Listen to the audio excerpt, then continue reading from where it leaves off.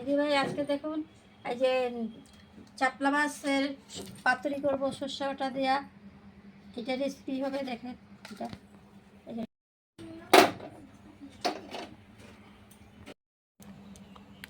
সর্ষে মেখে নিচ্ছি।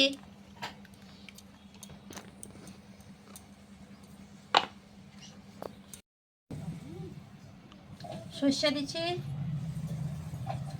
কাঁচা তেল দিলাম, হলুদ হলুদ দিয়ে দিলাম,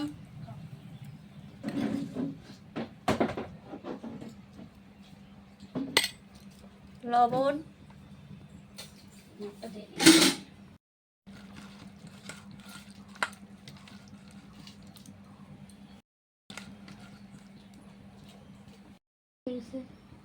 কড়াইতে তেল দিলাম, কালো জিরা, পেঁয়াজ,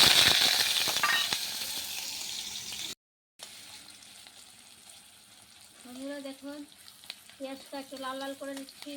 কালো জিরা পেঁয়াজটা কাঁচা মাছের তরকারি হবে, চাপলা মাছের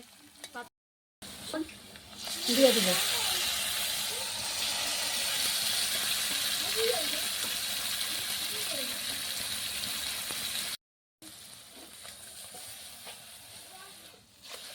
মাছটা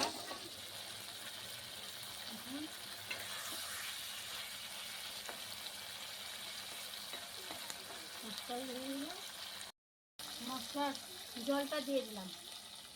এখন মাছটা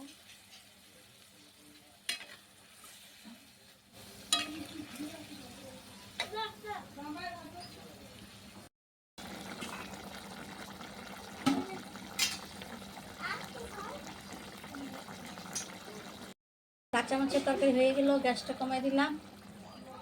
দেখুন, দেখতে থাকুন।